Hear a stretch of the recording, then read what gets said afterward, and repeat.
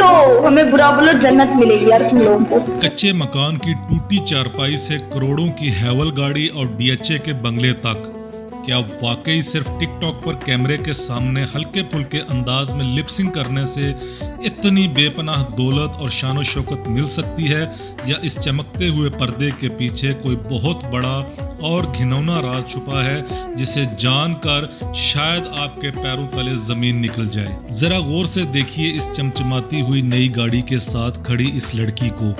ये है मशहूर टिकटॉकर फातिमा जतोई, वही लड़की जिसके स्कैंडल्स और लीक होने वाली वीडियोस ने पूरे सोशल मीडिया पर तूफान बर्पा कर दिया था, और इसने अपने ऊपर लगने वाले तमाम इल्जामात का मलबा सारा का सारा डॉक्टर अफान कैसर के सर पर मढ़ दिया था। लेकिन आज हम जिस सच्चाई से पर्दा उठाने वाले हैं वो इस कहानी से कहीं ज्यादा खौफनाक, तारीख और हला देने वाली है। आखिर डॉक्टर अफान का असल कसूर क्या था? इसका जुर्म सिर्फ इतना था कि इसने इस लड़की की सगी माँ के भयानक किरदार और अंदर की कहानी को बेनिकाब कर दिया था, और उसके बाद जो कुछ हुआ वो किसी फिल्मी कहानी से कम नहीं। हकायक ये है कि इसके अपने ही खूनी रिश्तों और करीबी लोगों ने मिली भगत करके कागजात में इसकी उम्र बढ़ाई और उसे उसी वक्त खामोशी से दुबई स्मगल या रवाना किया गया जब पूरे पाकिस्तान के शहरियों के लिए दुबई और यूएई के विजिट वीज़े सिरे से ही बंद थे। ज़रा सोचें कौन सी ऐसी पोशीदा ताकतें थी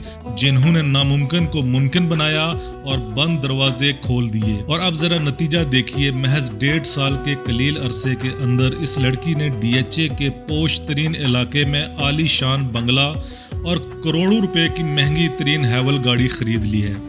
अब जरा अकल के नाखन लें और सोचें, क्या टिकटॉक पर चंद सेकंड की रील्स बनाकर, व्यूज समेट कर और ब्रांड प्रमोशन के नाम पर 1.5 साल में करोड़ों रुपए कमाए जा सकते हैं? हरगिज नहीं।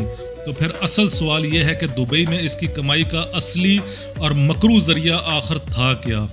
कौन से काले धंधे थे जो दुबई की रंगीन रातों और बंद कमरों में परवान चढ़े, लेकिन अवाम की आंखों में धूल झोंकने के लिए कैमरे के सामने बैठकर टिकटॉक की कामयाबी और मेहनत का झूठा चूरन बेचा जा रहा है, ताकि इन हजारों मासूम और भोली भाली लड़कियों को बेवकूफ बनाया जा सके जो इस फाहिश को अपना रोल मॉडल समझ बैठी है। जरा अपने दिल पर हाथ रखकर सोचें, अगर इस माशरे में मेहनत, काबिलियत और तालीम की कोई जरा बराबर भी कदर होती तो इस मुल्क का कोई बासलाहियत पढ़ा लिखा नौजवान जो दिन रात एक करके मालूमाती, साइंसी, इस्लामी या अदबी वीडियोस बनाने में अपनी जवानी गला रहा है, वो आज कहाँ खड़ा होता। तलख सच तो ये है कि वो मेहनत कश नौजवान आज एक अच्छा स्मार्टफोन खरीदने के लिए भी दर बदर की ठोकरें खाने पर मजबूर है। आज हमारे माशरे में इज्जत और कामयाबी का वाहिद शॉर्टकट बस यही गंदगी बन चुका है। व्यूज, लाइक्स और डॉलर्स की अंधी हवस इस हद तक गिर चुकी है कि अब हमारे माशरे के नाम निहाद गैरतमंद मर्द हजरात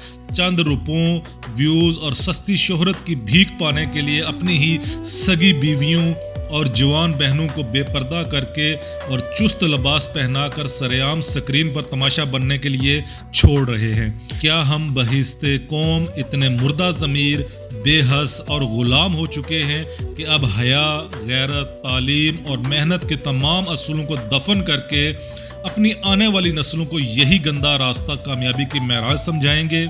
अगर आज आपने इस भयानक सच के खिलाफ आवाज ना उठाई और इस नकाब को ना नोचा तो कल आपका कोई भी बच्चा किताब उठाने की जहमत नहीं करेगा।